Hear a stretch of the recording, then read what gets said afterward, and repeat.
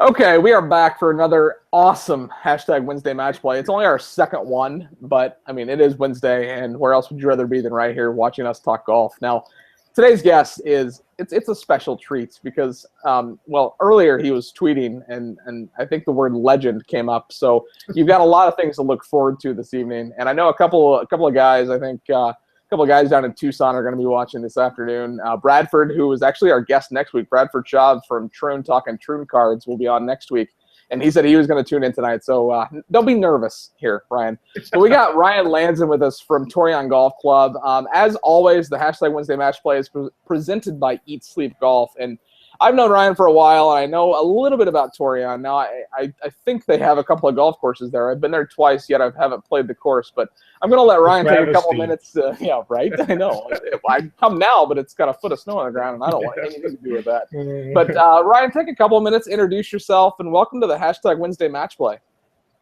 Well, thanks for having me. I appreciate the opportunity. Like I said, my name is Ryan Lanzen. I am the general manager at the Torreon Golf Club, which is located in Sholo, Arizona. For those of you who don't know where it's at, it's up in the White Mountains of Arizona. So, you know, head a little bit northeast of town, head to Payson, hang a right. You run right into Torreon once you hit Sholo. So, you know, happy to be here this evening.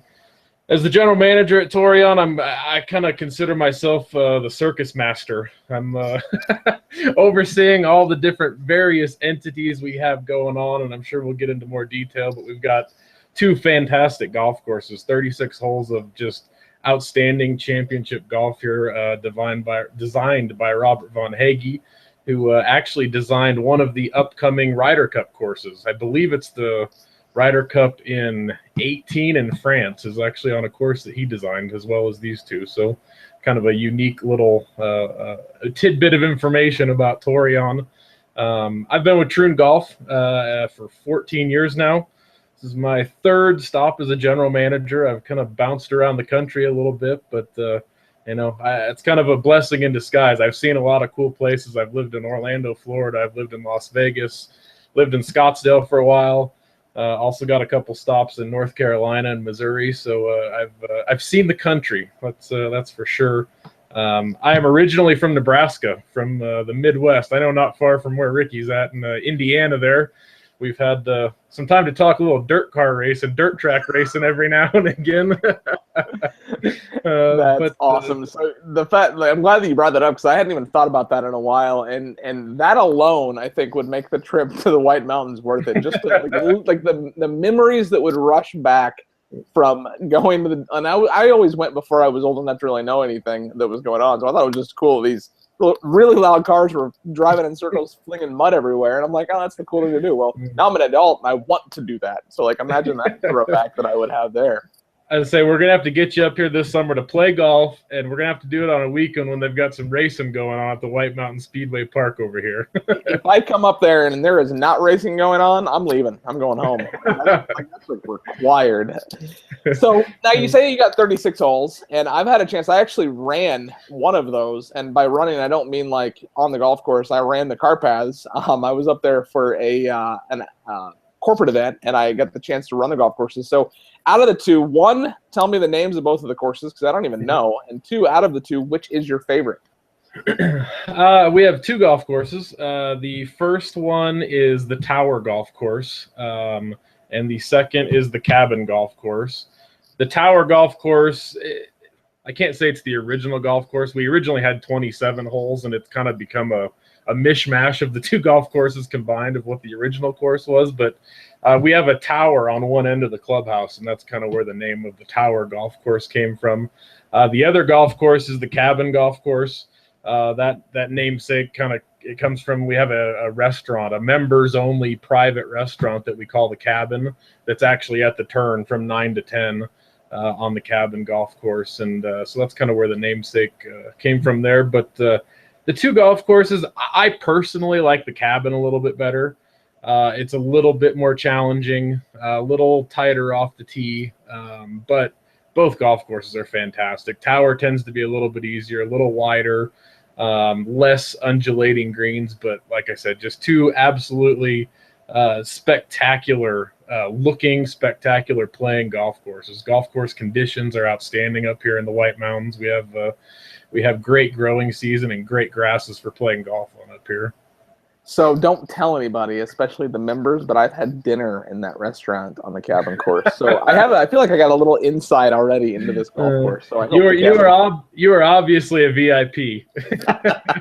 Okay, so out of the two, you have to have your favorite hole. So cabin was your favorite, and this question comes from Eat Sleep Golf. What's your favorite hole on the cabin course? Goodness, that is a hard question because they're all so spectacular, and I'm sure that's the common answer you get from every golf guy you bring on that runs a golf course. But if there's one, it would have to be for me sorry, I've only been here a year, so I got to count in my head. 10, 11, 12, 13 on the cabin golf course.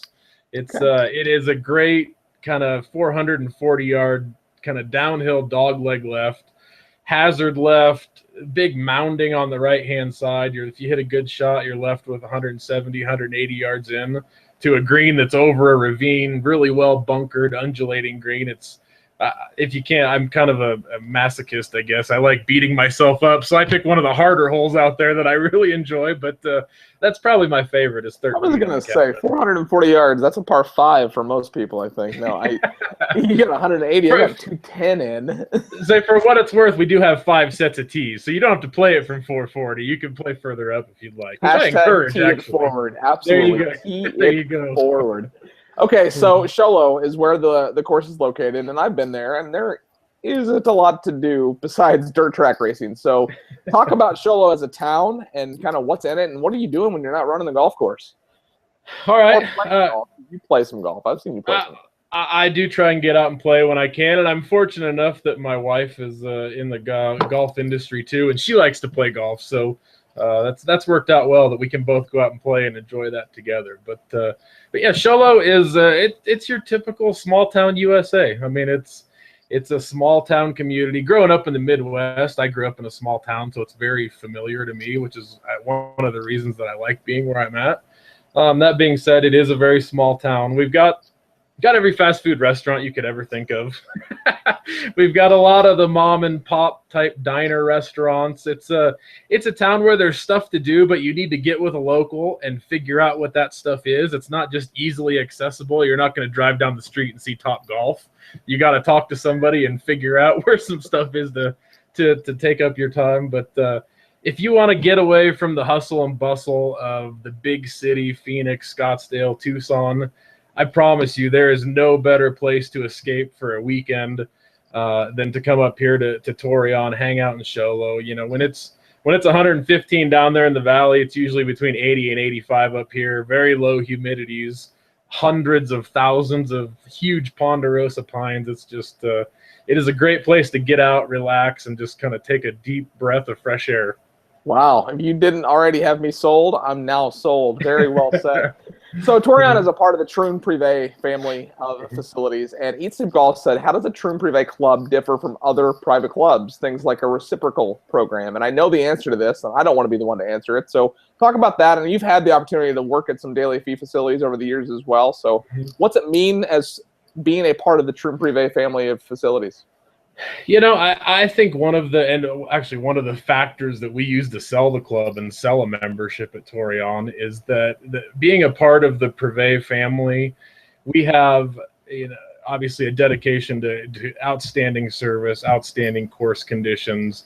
It's a very family-centric atmosphere, especially at Torreon, that we can talk more about. But from the Privé family, one of the hugest selling points, the biggest selling points for us is the Privé Privilege program that allows our members to go to other clubs for, let's just say, Fire Rock. That's another Troon Privé club down in Fountain Hills in Arizona, outside of Scottsdale. It allows our members to go down there in the off season and play for a cart fee. And they can do that at any Troon Privé managed club, you know, throughout the country. And that's one of the biggest selling factors that when they say, why should we join a Privé club, a Troon Privé club? That's why. I mean, you get some great reciprocals, you know, and even at that, if you're not going to the private clubs at the Troon Privé clubs, you can jump on the Troon Advantage program. You can go get, greatly discounted rates at True North or Kierland or some of the other public daily fee resort courses that are around the area and across the country for that matter as well. So just the reach, the access to golf courses across the country. I mean, that's one of the biggest benefits as we see it when we sell memberships to being a True Privé club. That's a great answer, and both of those programs are fantastic. And I work closely with the True Privé team on a daily basis, and the the ability to do that, to travel, I could see myself joining a John Doe Golf Club. Well, where can I go play outside of here? Oh, well, nowhere. Well, if you're a part of the True Privé programs, you have the ability to, and the fact that you can play both private and daily fees, maybe.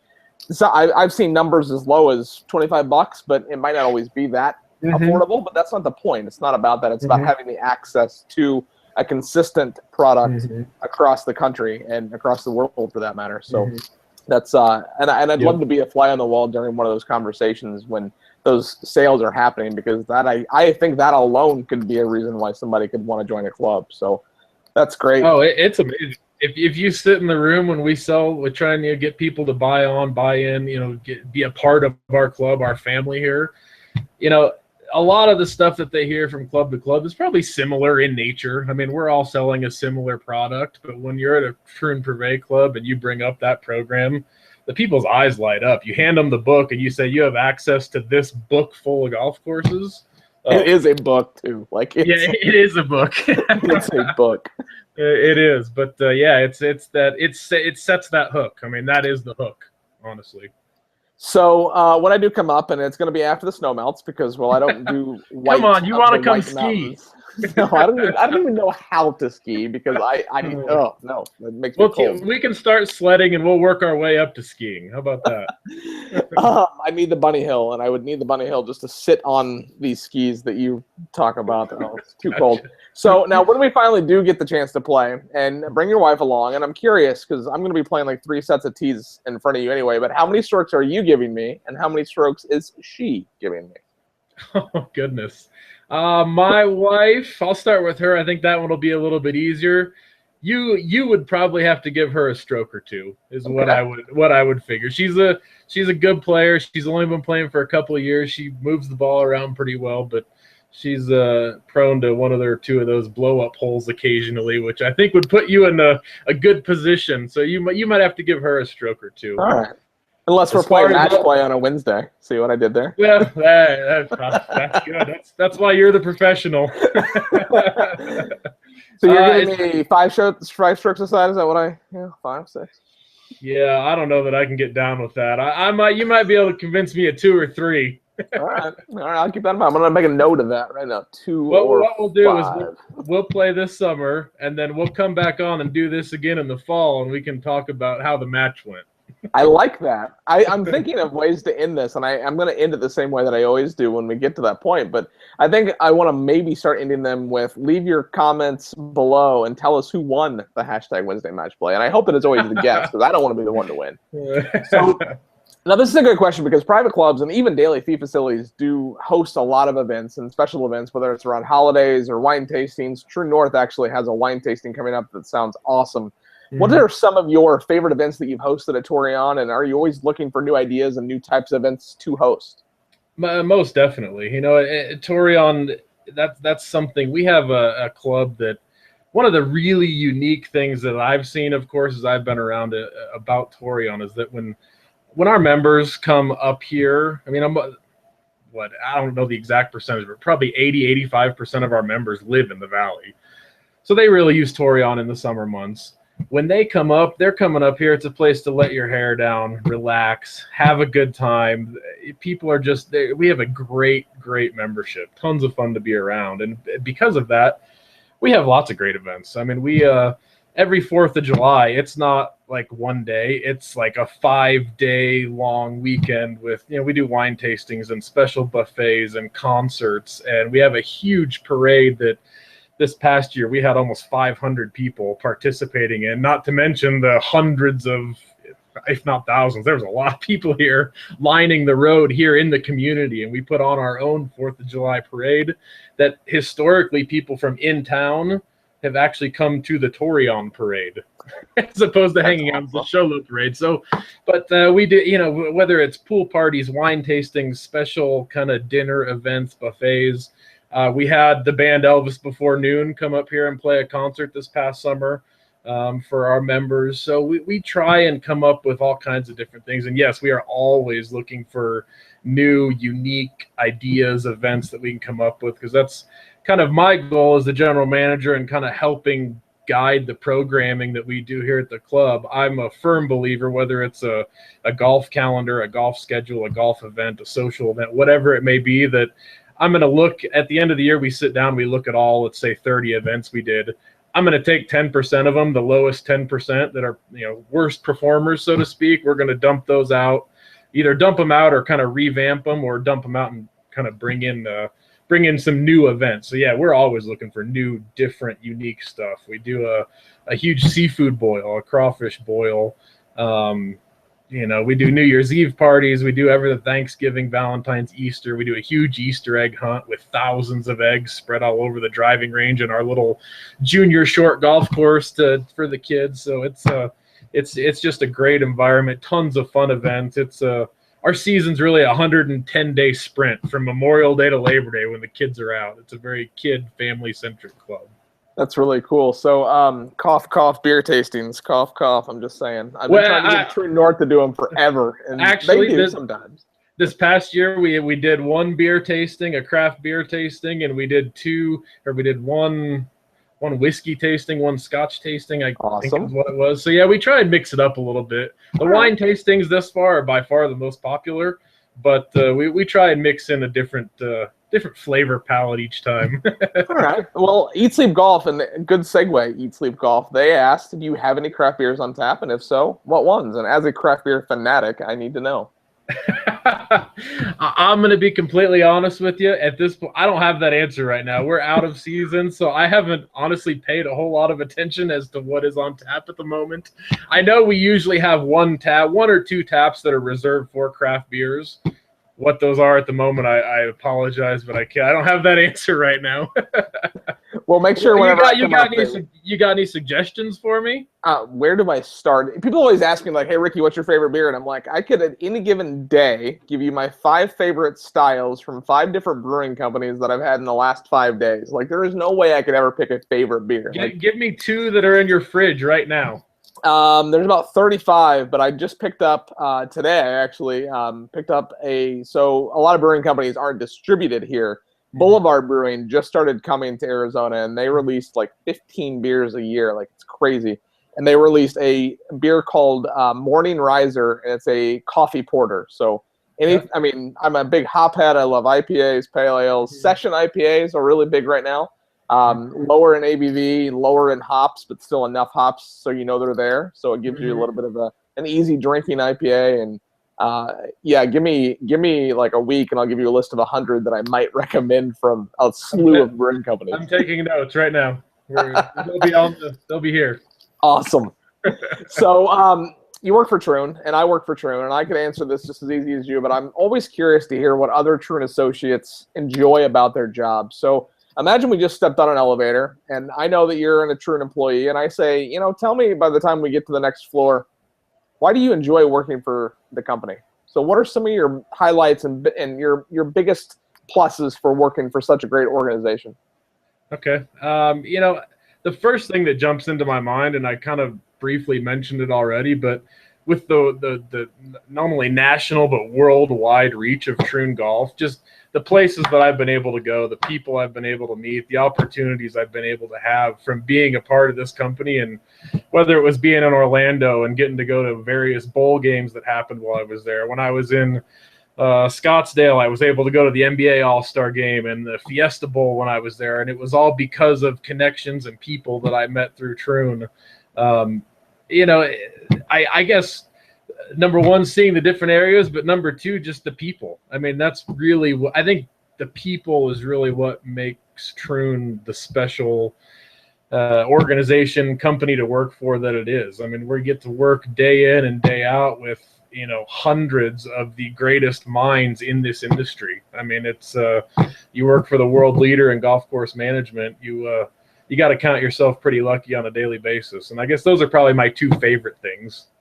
That's awesome, and I have to echo every bit of that. I actually just yesterday, Jeff Spangler was having a conversation with someone, and Spangler's been with the company. He's like employee number 3 or something, Yeah. and he's on a totally different side of the business with grass and agronomy.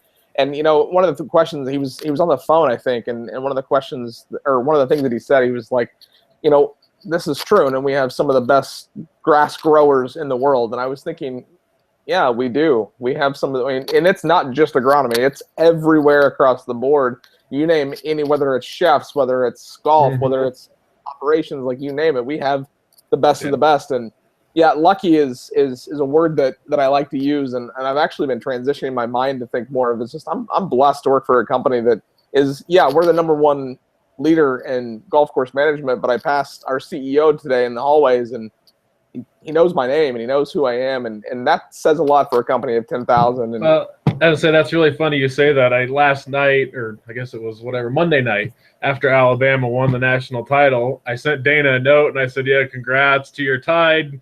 Go Huskers. Hope you had a great New Year. And you send an email to someone like that in a lot of companies, you may not hear back. It may take a little while. It wasn't but 3 minutes. I had a response in my inbox saying, thanks. Appreciate it. Hope you had a good New Year.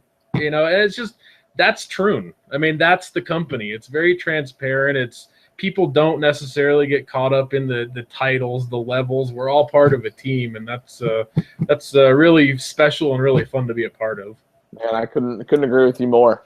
Now, one of the things that Troon does have is Troon Fit, and we have an initiative of creating a healthy lifestyle, whether it's by the food that we eat or the activities that we do. And Eat Sleep Golf said, is your club actively involved in Troon Fit, and if so, how? Okay. Yeah, we are. We actually have we participate in Troon Fit here at Torreon. We've actually branded it Torreon Fit. So awesome. We've used the same colors, the same looking logo. We just kind of changed the name and branded it a little bit closer to the club, but same theory, same thought process. We redid our fitness center all in the kind of black and green Troon Fit, Torreon Fit colors, put up some big Torreon Fit banners, some advertising, getting people kind of put the logo around, get them energized and excited.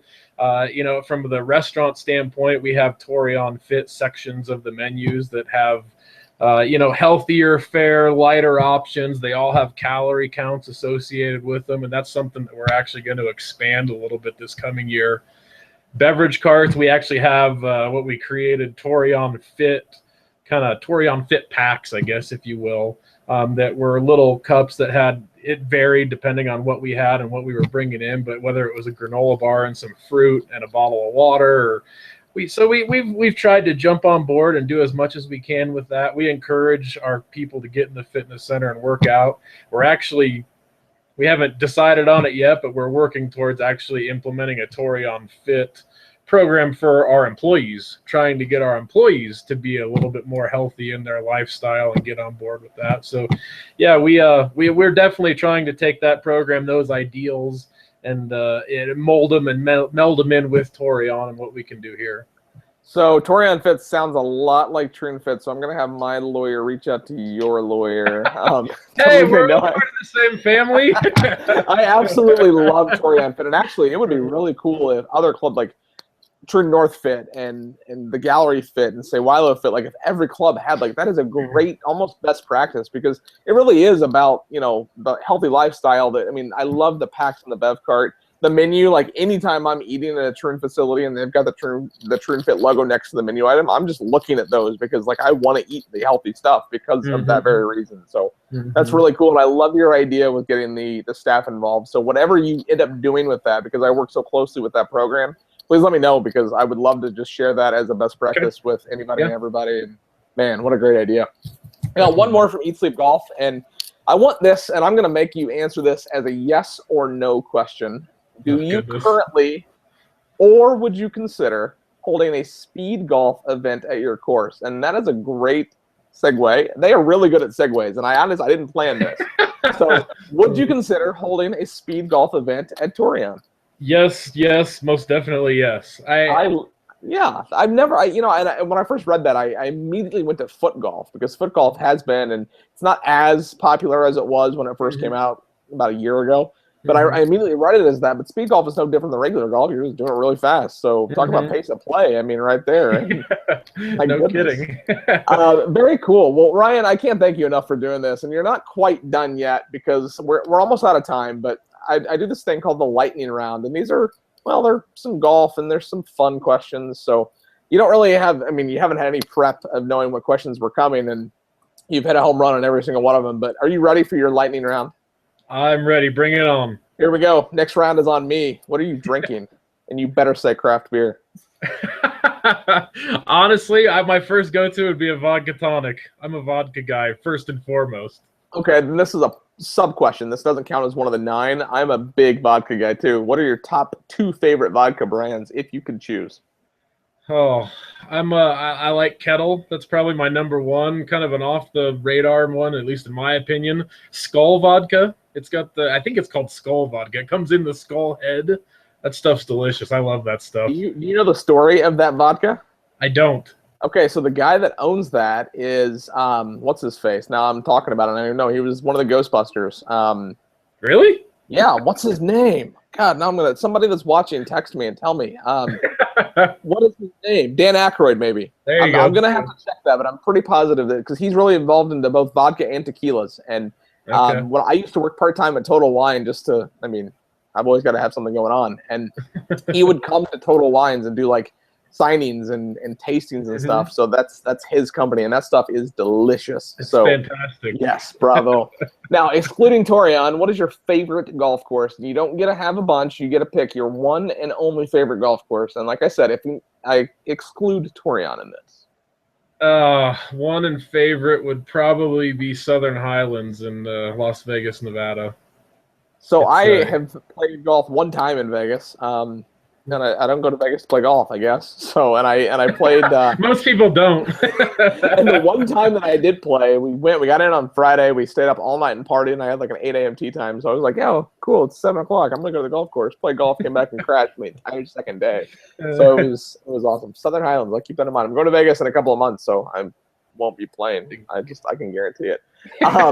So you get 4 to choose from, 5 maybe if you consider the players. What is your favorite major on the PGA Tour? Masters, hands down. That seems to be the popular. I should go back and watch like all of these and do like a year-end recap of. I bet it'll be 80% of them. I would venture to say that's yes. Have you ever been? No, I haven't. And funny story, and I really hope she's watching because I have a good friend who plays the course every year. And every time, I'll go months and not hear Can she be my good friend too?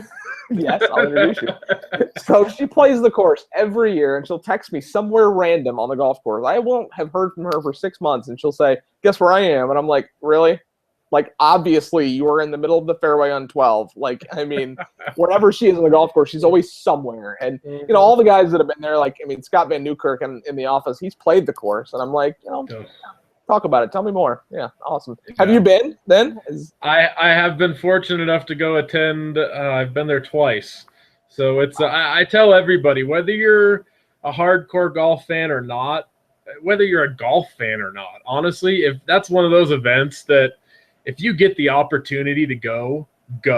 I mean, it's that special. It's that cool. I remember the first time I went, I was in high school, and my dad entered a drawing. We were fortunate enough to get practice round tickets. We went and watched the practice rounds. My mom went. She wasn't a huge golf fan. She was aware of golf because of my father and I, but that's still to this day is one of her favorite experiences she's ever been a part of.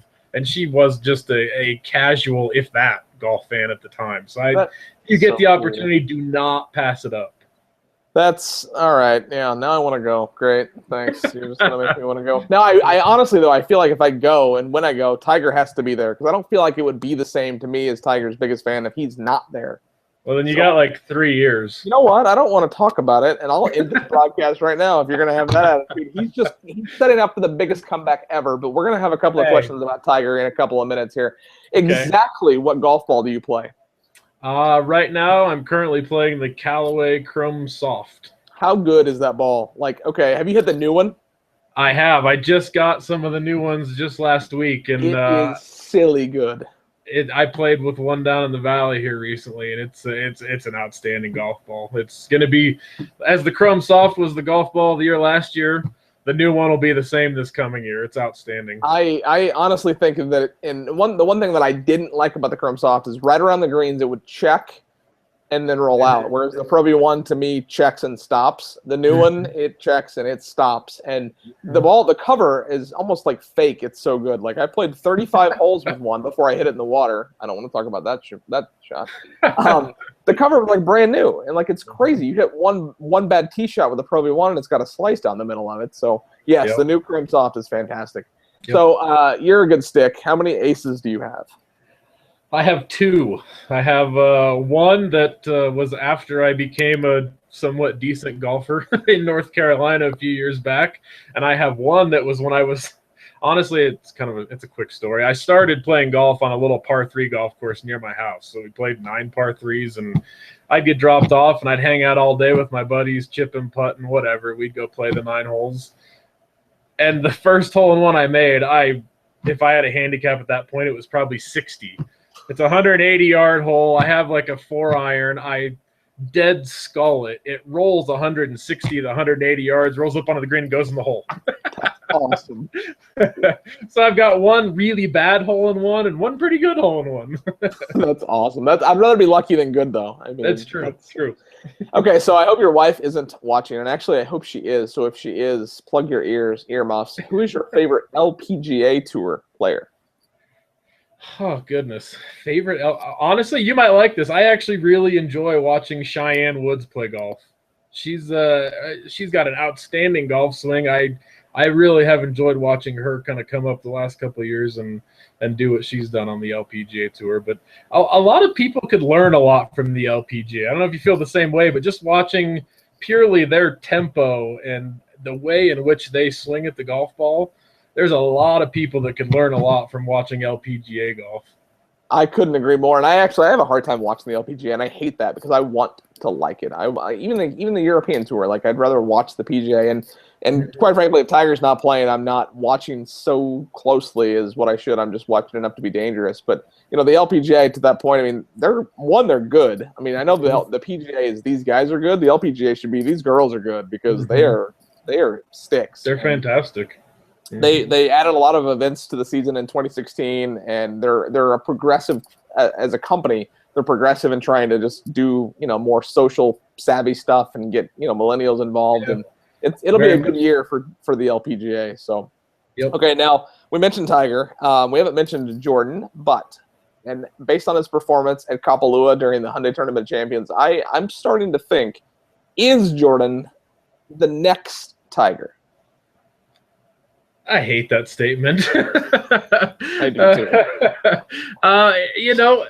I guess time will tell. I mean, he's got the 7 wins before 23, just like Tiger did with about the same time frame. 2 majors. I don't see him fading away. I think he's got a level enough head on his shoulders that I don't think he's going to get caught up in all the hoopla that surrounds winning and fame and celebrity and more money than he probably even knows what to do with. So I don't know if he's the next Tiger. I guess you can't really predict that, but if there's somebody that's the next face of American golf, I think you can't hardly argue against that at this point. Now, speaking of Tiger, and I know we've been talking for half an hour, but be very careful how you answer this. And I know that you said I got a few years left to see Tiger at Augusta, and be nice in how you answer this if you answer how most people do. But do you think Tiger can still break Jack's record? Why or why not? My gut instinct says no. That being said, I hope he does. I mean, I got to be kind of biased. Being in the golf industry, Tiger's good for golf. If Tiger's good, more people are watching golf. More people are interested in golf. It helps. A rising tide lifts all boats, kind of thing. I hope he does. I hope he comes back. I hope he's competitive again for a few more years. My gut tells me with all the injuries he had, I think it's going to be difficult. But I've never say impossible. But I would say highly unlikely at this point, in my opinion. I don't like, and I like that answer. Very diplomatic of you to have a little ounce of hope. So I imagine Jim Carrey saying, so you're saying there's a chance. You're saying there's a chance. And your final question of your Friday. Look, I knew I was going to do that. I'm going to call it the Friday foursome. It's not the Friday foursome. This is the hashtag Wednesday match play. I know. Sorry. There's Jeez, two legends, remember? I'm the host. Yell at me. Jeez, fine. I'm sorry. I'm staring at it right there. It's right in front of me. Your final question of your hashtag Wednesday match play is, what's next for Ryan Lanzen and Torreon? Oh goodness, we are hard at work planning for our upcoming season right now. We've got winter has set in. We've got a lot of snow on the ground, but honestly, the snow is great insulation and great moisture for the golf courses. So I'm sure we're going to have outstanding course conditions next year, and we are busy planning. Like we talked about, events, concerts, parades, dinners, special wine tasting, beer tasting, liquor tastings. We're just getting ready for the season, and it's kind of a continual cycle, but it's a lot of fun, and Torreon is just a great place to be, that's for sure. Awesome. Well, Ryan, thank you so much for joining us. And Matt Russ is probably watching, and not every week am I gonna do this, Matt, but I'm done saying, and I know that it's sad, but rest in peace to make less bogeys, because now all you have to do is eat, sleep, golf.